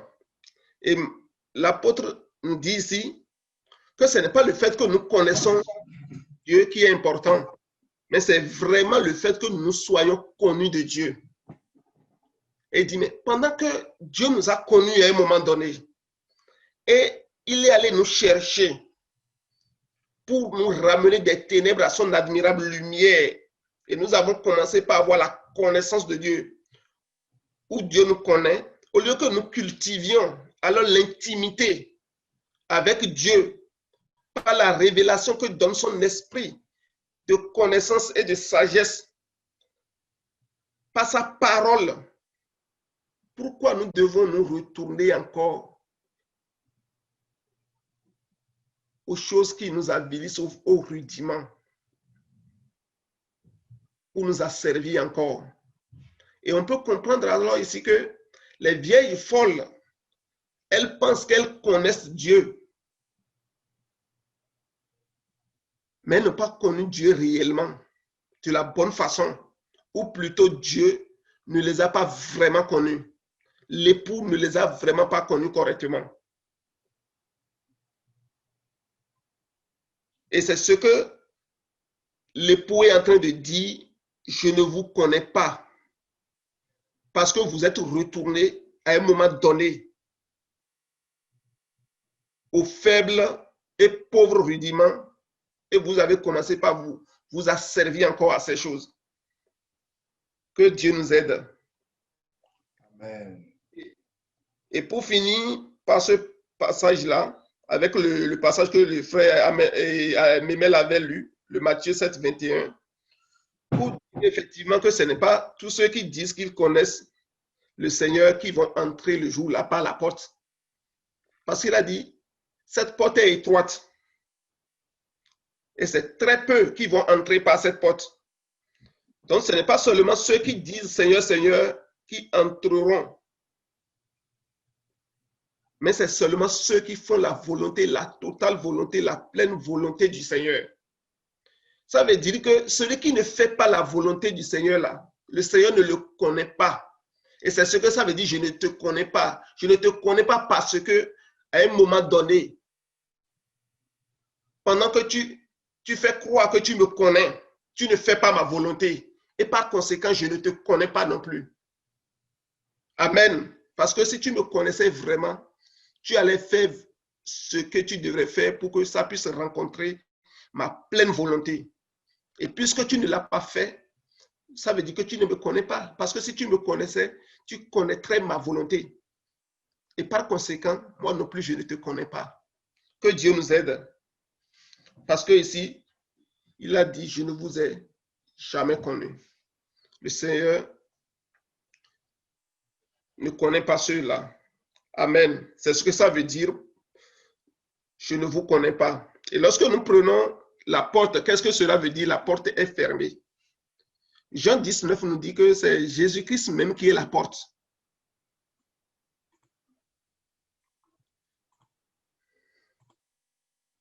Je suis la porte. Si quelqu'un entre par moi, il sera sauvé. Il entrera et il sortira et il trouvera des pâturages. Amen. Je suis la porte. Je suis la porte. Si quelqu'un entre par moi, celui-là qui entre par moi, c'est celui-là qui connaît ma volonté, qui fait ma volonté. C'est lui qui entre par moi. Et parce que Christ étant la porte, il faut entrer vraiment par lui pour être sauvé. Il faut vraiment entrer par lui. Et Luc 13, verset 25 à 30, nous pouvons lire ça. Quand le maître de la maison se sera levé et aura fermé la porte, et que vous, étant dehors, vous commencerez à frapper à la porte en disant, Seigneur, Seigneur, ouvre-nous, il vous répondra, je ne sais d'où vous êtes. Alors vous vous mettrez à dire, nous avons mangé et bu devant toi, et tu as enseigné dans nos rues. Et il répondra, je vous le dis, je ne sais d'où vous êtes. Retirez-vous de moi, vous tous ouvriers d'iniquité. C'est là qu'il y aura des pleurs et des grincements de dents quand vous verrez Abraham, Isaac et Jacob et tous les prophètes dans le royaume de Dieu et que vous serez jetés dehors. Il en viendra de l'Orient et de l'Occident, du Nord et du Midi, et ils se mettront à table dans le royaume. Verset 30. Et voici, il y en a des derniers qui seront les premiers et des premiers qui seront les derniers. Amen. Regardons le verset 29 ici. Il nous dit, il en viendra de l'Orient et de l'Occident, du Nord et du Midi. Ils se mettront à table dans le royaume de Dieu. C'est-à-dire que cette porte-là que Jésus-Christ représente là, elle est ouverte pour tout le monde. Il n'y a d'acception de personne par rapport à cette porte-là. Mais cette porte est ouverte. Cette fenêtre de grâce, elle est ouverte là pour un temps. Elle est ouverte, elle n'est pas ouverte pour toujours. Elle est ouverte pour un temps. C'est pour cela qu'il dit que dans le verset 25, que lorsque le maître de la maison va se lever, amen, et que la porte va être fermée, parce qu'il va arriver un moment où le maître, présentement, la Bible nous dit que Christ, qui est la porte, il est assis à la droite du Père. Et pendant qu'il est assis là, il nous donne la grâce de le connaître, d'accéder à sa connaissance, d'entrer en intimité profonde avec lui, par sa parole et par son esprit de révélation et de connaissance, esprit de sagesse et de crainte de l'Éternel. Et pendant ce temps où il est assis, c'est le temps de grâce pour nous d'entrer vraiment dans son intimité en faisant sa volonté, ce qu'il veut. Sinon, le moment va arriver où il va se lever et dès que Christ se lève, la porte va se fermer. Lorsque le maître va se lever, la Bible nous dit que la porte va se fermer. Et c'est ce qui est arrivé pour ces 5 qui sont qualifiés de folles dans notre parabole de Matthieu 25. Parce qu'effectivement, lorsque l'époux était là et que les autres étaient prêtes, les 5, ça y était prête, la porte fut fermée. Et c'est ça, il nous dit ici, quand le maître de la maison va se lever et aura fermé la porte, ceux qui seront dehors vont commencer par frapper. Lorsque les 5 folles sont allées chercher l'huile, elles sont revenues. La Bible nous dit qu'elles ont frappé, effectivement. Elles ont frappé. Elles ont frappé. Elles ont insisté. Le maître a ouvert, l'époux a ouvert la porte. Qu'est-ce qu'il leur a répondu? Je ne vous connais pas. Que cela ne soit pas ainsi pour nous. Au nom de Jésus-Christ de Nazareth. Mais pendant que la fenêtre de grâce est encore ouverte, que nous puissions travailler à notre salut, que nous puissions travailler à rencontrer vraiment l'époux de la bonne façon, que nous puissions mettre vraiment de l'huile en réserve pour que lorsque l'époux soit là, nous soyons de ceux-là qui entrent pour que la porte ne soit pas fermée sur nous. Amen. Amen. Amen. Nous allons lire Jean 9, verset 4 pour finir.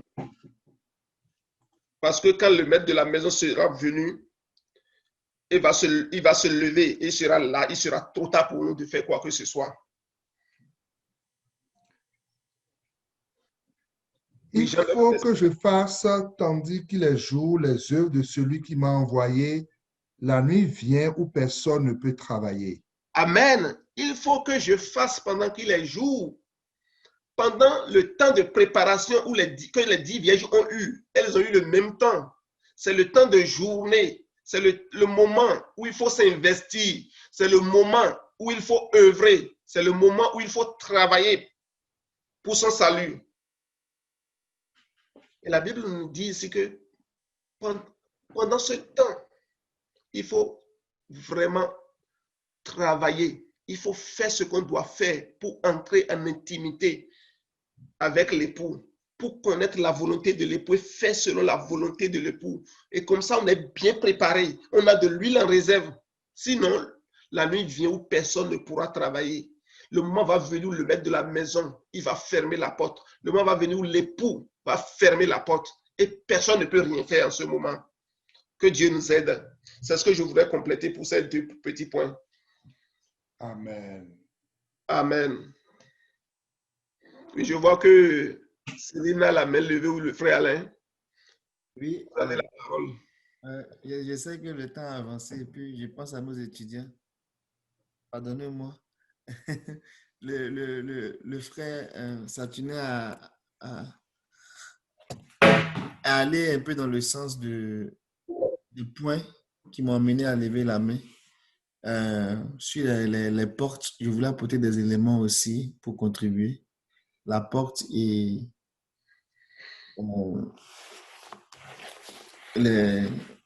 comment dirais-je, au niveau de la porte et les vierges. Quand on regarde un peu la façon dont c'est amené dans Matthieu, là, que le Seigneur bénisse sa parole. Amen. On voit que dans Jean, on dit que le Seigneur est la porte. Amen. Dans Jean, il est la porte. Et une chose qu'on peut garder à l'esprit, ou qu'on devrait garder à l'esprit, c'est que avec l'image du tabernacle, on peut avoir plusieurs portes. La Bible dit que les différentes cours, les différents compartiments de la maison du Seigneur, c'est comme différents cieux. Qu'est-ce que je veux dire? Le parvis, c'est un ciel. Le lieu saint, c'est un ciel. Le lieu très saint, c'est un ciel. Et pour rentrer dans chaque ciel, il y a une porte. Donc, par exemple, quand on regarde l'Apocalypse chapitre 4,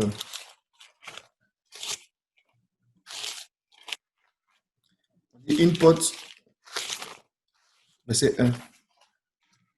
Après cela, je regardais, voici, une porte était ouverte dans le ciel. Amen.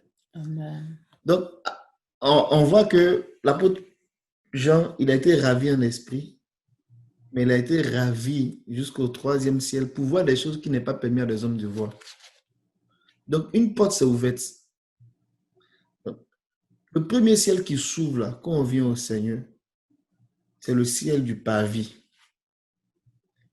Donc, on passe au travers de cette porte-là. Mais le ciel du parvis, là, c'est comme si on allait dans la bergerie, en fait. Et dans Jean, quand le Seigneur dit qu'il est la porte, dans Jean 10, quand le Seigneur dit qu'il est la porte, c'est la porte qui permet de venir à lui. Maintenant, quand on est dans ce parvis-là, pour aller dans le lieu très saint, il y a encore une autre porte qu'on va appeler, bon, c'est la porte, mais c'est aussi le voile qui sépare le lieu saint du lieu très saint. Et il y a aussi une autre porte du lieu saint la première, le parvis, le voile, le premier voile qui sépare le parvis du lieu saint, et le voile, le second voile, qui est aussi le voile qu'on a l'habitude de parler, là, qui sépare le lieu saint du lieu très saint. Je ne sais pas si vous me suivez. Donc, il y a plusieurs cieux. À chaque niveau de ciel, là, il y a une porte qu'on franchit. Dans Éphésiens 2, verset 6.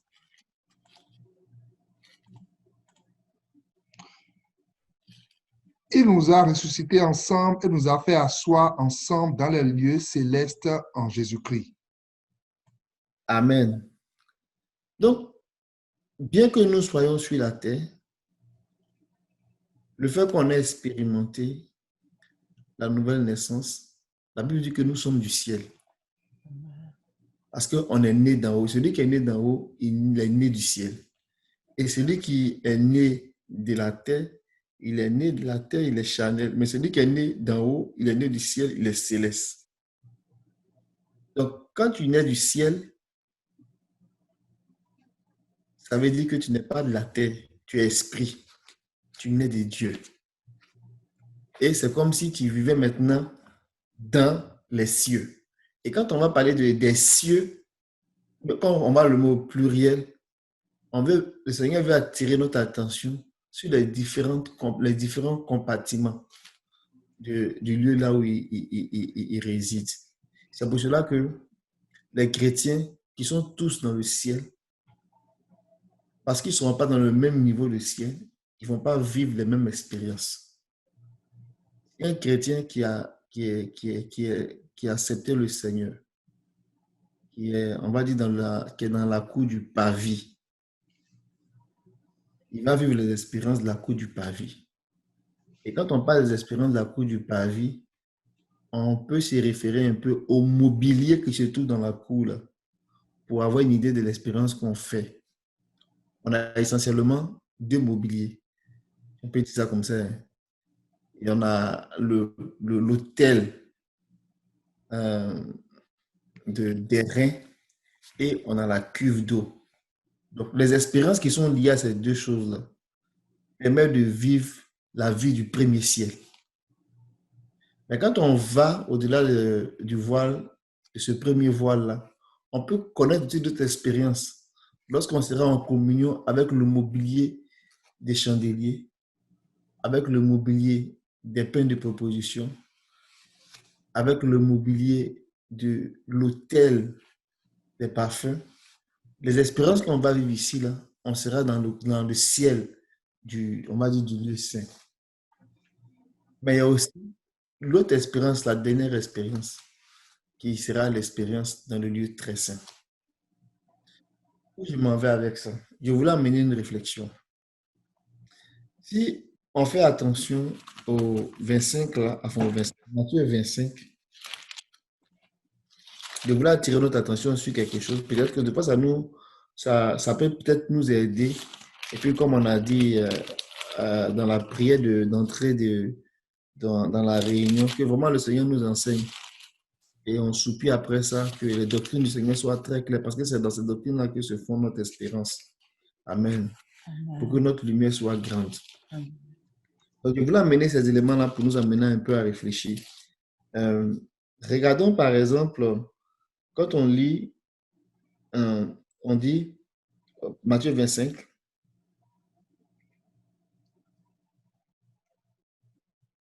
verset 10 à 11. Pendant qu'elles allaient en acheter, l'époux arriva. Celle qui était prête entrait avec lui dans la salle des noces et la porte fut fermée. Amen. Vas-y. Mhm. Plus tard, les autres vierges vinrent et dirent, Seigneur, Seigneur, ouvre-nous. Mais il répondit, je vous le dis en vérité, je ne vous connais pas. Amen. Veillez donc, puisque vous ne savez ni le jour ni l'heure. Amen. Amen. Ici, le Seigneur a dit, je ne vous connais pas, mais on n'a pas décrit ce qui s'est passé ensuite. La porte est fermée, je ne vous connais pas, mais on ne dit pas ce qui se passe par la suite. Mais le verset 10 nous dit que quand les autres sont allés, le Seigneur est arrivé, et celles qui étaient prêtes, elles sont entrées dans la salle des noces, et la porte était fermée. Donc là, on a la salle des noces. Or, on se souvient dans la parabole de Matthieu 22, il est aussi question de salle des noces. Mais ceux qui étaient invités, ceux qui sont allés dans la salle des noces de Matthieu 22, là, ce n'était pas l'épouse, mais on parlait d'invités. On va retourner juste un chapitre en arrière, enfin deux chapitres en arrière, 2-3 chapitres, là, Matthieu 22. Regardez un peu ce qui s'est passé. Matthieu 22, on va lire à partir du verset 10 aussi, jusqu'au verset 13, ou bien 14 même. Ses serviteurs allaient dans les chemins, rassemblaient tout ce qu'ils trouvaient méchant et bon, et la salle des noces fut pleine de convives. On peut s'arrêter. Donc ici, vous voyez, on est encore dans la salle des noces, mais c'est rempli d'invités. On ne parle pas des vierges là, ou bien on ne parle pas de la mariée ou bien de la fiancée. C'est rempli d'invités, mais on est dans la salle des noces. Mhm. Le roi entra pour voir ceux qui étaient à table, et il aperçut là un homme qui n'avait pas revêtu un habit de noces. Il lui dit, mon ami, comment es-tu entré ici sans avoir un habit de noces? Cet homme eut la bouche fermée. Alors le roi dit au serviteur, liez-lui les pieds et les mains et jetez-le dans les ténèbres du dehors où il y aura des pleurs et des grincements de dents. Verset 14. Car il y a beaucoup d'appelés, mais peu d'élus. Amen. La réflexion que je vais amener, on est dans la salle de noces au chapitre 22, on est dans la salle de noces au chapitre 25. Ceux qui vont rentrer dans la salle de noces du chapitre 22, mais ceux qui étaient là-bas, c'était les invités. Le chapitre 25, ceux qui sont rentrés dans la salle de noces, là, c'est la Vierge pure, mais sage. Vous voyez, non? Donc, celui qui était dans le chapitre 22, qui n'a même pas pu assister, enfin, qui n'était pas parmi les invités, on l'a jeté dehors. Mais ce n'était pas seulement dehors. Il était dans les ténèbres du dehors. Donc, j'amène ça comme réflexion. Et les vierges qui n'ont pas pu rentrer, on dit pendant qu'elles sont allées chercher. Est-ce que vous voyez un peu le mouvement? Elles sont allées chercher des livres. C'est comme si on dit, ah, on dirait qu'on a manqué quelque chose. On dirait qu'on n'avait pas bien compris cette affaire-là. Pendant qu'elles sont allées chercher. Mais ce n'est pas parce qu'elles sont retenues dans le monde. Hein. Elles sont allées chercher, là où elles ont manqué de consécration, là. Elles sont allées chercher, dit, ah, peut-être que c'est de ça que le Seigneur parlait. La vie de consécration, là, qu'on n'a pas payé, on ne voulait pas payer parce que c'était pas facile, là. On a manqué ça. Donc, on va aller chercher. Pendant qu'elles sont allées chercher, comment on fait pour se consacrer? Comment on fait pour pouvoir se préparer? On dit que celles qui s'est préparées, regardez bien, Matthieu 25, le verset 10. Pendant qu'elles allaient en acheter, l'époux arriva. Celle qui était prête entrait avec lui dans la salle des noces et la porte fut fermée. Vous voyez, celles qui étaient prêtes. Donc, c'était deux types Le chiffre 10, là, c'est le chiffre de l'épreuve. Ça ne veut pas dire qu'il y a 10 vierges dans tout le corps, là. Ça veut dire que l'Église sera mise à l'épreuve, en fait. Elle sera éprouvée. Elle sera testée par rapport à la parole qu'elle aura entendue. Elle sera testée pour cela. Dieu a mis à la disposition, comme le frère Memel le disait un peu plus au chapitre 24, là, il a choisi des économes fidèles et avisés, des gens qui étaient fidèles à la parole, qui ont donné la nourriture du temps convenable. Cette nourriture qui a été rendue disponible, l'Église sera testée par rapport à cette nourriture-là. Donc, on n'avait pas affaire à des folles, comme on dit, des folles, mais on avait affaire à des gens qui avaient le cœur pour le Seigneur, mais qui n'ont pas veillé en fait. C'est pour ça que dans le 2 Corinthiens qu'on a lu, chapitre 11, là, quand il dit qu'il y a des fiancés comme une vierge pure, quand on lit ça plus bas, on voit que ce sont ces vierges pures-là qui ont laissé facilement leur cœur entraîné par des fausses doctrines ou bien par... Pas qu'écouter des faux apôtres ou bien qu'écouter des messages qui ne nous ont pas fait du bien, ou même qui n'ont pas pris la bonne lumière. Que le Seigneur nous aide. Donc, celles qui ne sont pas rentrées, le Seigneur n'a pas dit que allez-y dans les ténèbres du dehors. Mais il a dit, je ne vous connais pas. Et puis, on ne dit plus rien là-dessus.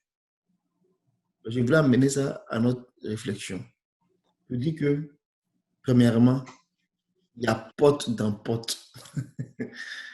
Il n'y a pas une seule porte, il y a plusieurs portes. Mais dépendamment de là où de quel niveau de ciel on se trouve là, il y a des portes qu'on doit franchir. La porte ultime pour qu'on doit franchir dans Matthieu 25, c'est pour aller dans l'intimité avec l'époux. Cette porte-là, nous ne devons pas, elle ne doit pas être fermée pour nous. C'est pour cela que nous devons nous préparer. Tout ce qui est nécessaire que le Seigneur doit nous donner pour se préparer. Il n'est pas qu'au milieu de la nuit, à minuit, dans les temps des ténèbres, dans les temps sombres, dans les temps d'ignorance, dans les temps où vraiment il sera difficile de pouvoir saisir les vérités du Seigneur, que dans ces temps-là, que nos lampes soient allumées. Amen. Et que nos reins soient saints. Amen. Le dernier point peut-être que je vais amener pour notre réflexion, c'est que si on regarde dans Luc 13 qu'on a lu tantôt, que le frère Satan a lu sur les ténèbres du dehors, là,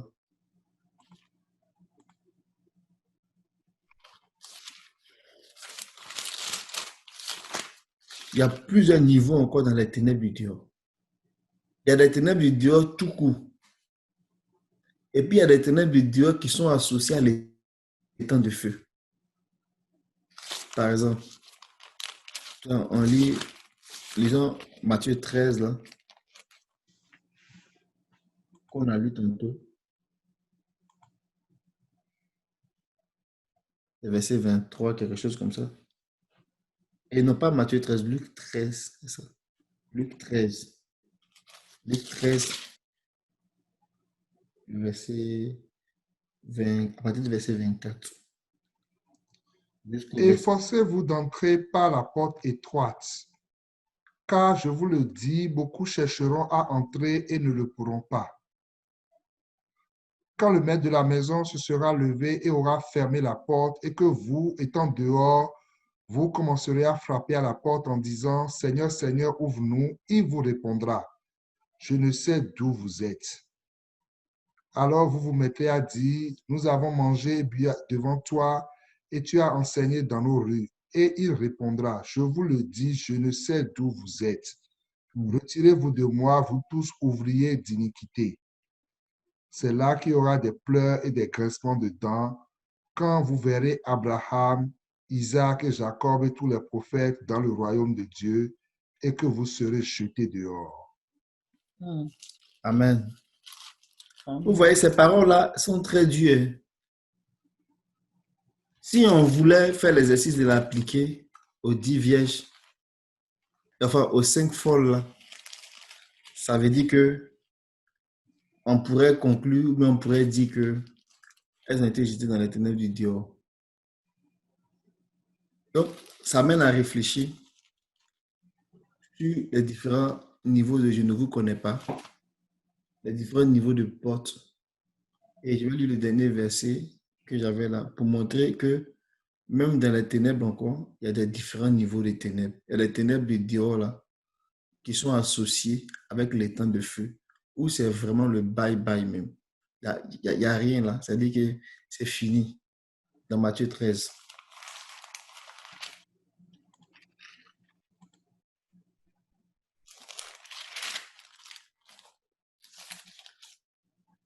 Matthieu 13, si on lit, c'est la parabole du livret. Regardons le verset 40 au verset 40 au verset 42. Or, comme on arrache l'ivraie et qu'on la jette au feu, il en sera de même à la fin du monde. Le Fils de l'homme enverra ses anges qui arracheront de son royaume tous les scandales et ceux qui commettent l'iniquité. Et ils jetteront dans la fournaise ardente où il y aura des pleurs et des grincements de dents. Amen. Cette mention dans le verset 42, là, cette mention qui dit « ils les jetteront dans la fournaise ardente », là, c'est là où il y a les grincements. C'est là qu'il y aura des pleurs et des grincements de dents. On n'a pas cette mention de « ils jetteront dans la fournaise ardente » là, dans les autres grincements des dents. Est-ce que vous me suivez?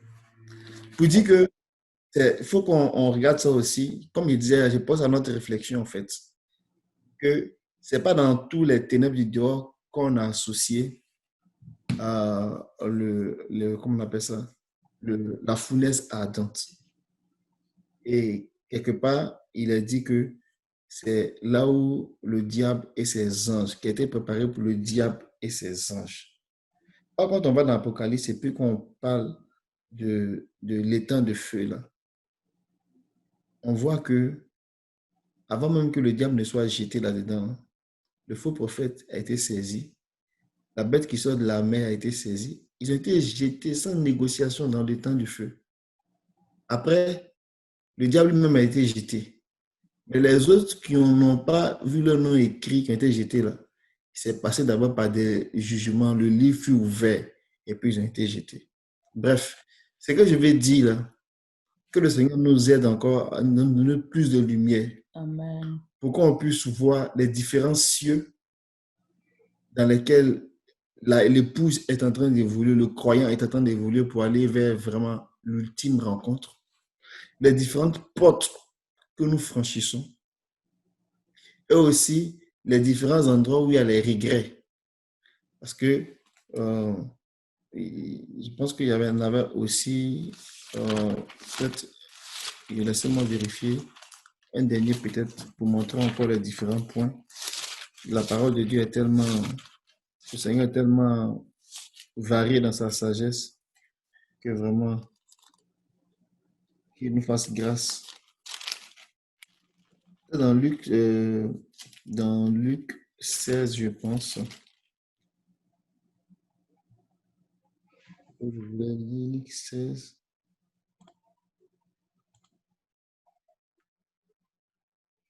Verset 26 là. D'ailleurs, il y a entre nous et vous un grand abîme, afin que ceux qui voudraient passer d'ici vers vous ou de là vers nous ne puissent le faire. Amen. Donc, ça, je pense encore à notre réflexion. On avait déjà étudié cette parabole-là. Donc, on voit qu'il y a des endroits de privation. Puis, il y a des endroits de privation avec perte définitive. Donc, aussi bien que dans les mêmes, si on veut dire des gradations de privation, il y a aussi des gradations du ciel et puis des pertes. Mais l'accent n'est pas mis très souvent sur, enfin, l'accent n'est pas mis à la lumière que nous avons. On a l'impression que l'accent n'est pas mis sur souvent c'est qu'on va perdre là, ça ressemble à quoi? Mais l'accent est beaucoup mis, l'accent est mis sur l'espérance, ce qu'on va gagner. Amen. Parce que Dieu nous aime tellement, il ouvre une porte pour qu'on travaille pour rentrer dans ce qu'on va gagner. Amen. Pour ne pas que on perd de vue ça. Je ne sais pas s'il faut dire ça de même là. Certaines, souvent, paroles nous sont cachées. Mais des fois, quand on regarde des points, on se dit, mais qui sera sauvé? Attends, on va chercher à savoir. Même si on n'arrive pas, qu'est-ce qu'on va gagner? Que le Seigneur nous aide. Amen. Que le Seigneur nous donne vraiment de pouvoir admirer la beauté de ce qu'il a réservé pour nous et qu'on puisse vraiment soupirer après cela. Amen. Pour que les portes du ciel s'ouvrent, pour qu'on puisse voir des choses qui n'est pas permis aux hommes de voir, permis aux hommes d'entendre. Donc, frère Saturnin, excuse-moi, c'était ce bout-là que je voulais compléter. Que le Seigneur soit béni. Amen. Amen. Nous bénissons le Seigneur pour sa grâce, pour la richesse de sa parole. Que son nom soit béni. C'est sûr que c'est un sujet important et on ne peut pas vraiment sonder complètement ce sujet-là. Et l'Esprit du Seigneur va continuer de nous éclairer, de nous apporter la lumière nécessaire à vraiment appréhender toutes les facettes donc, de ce sujet. Que le nom de l'Éternel soit béni. Amen.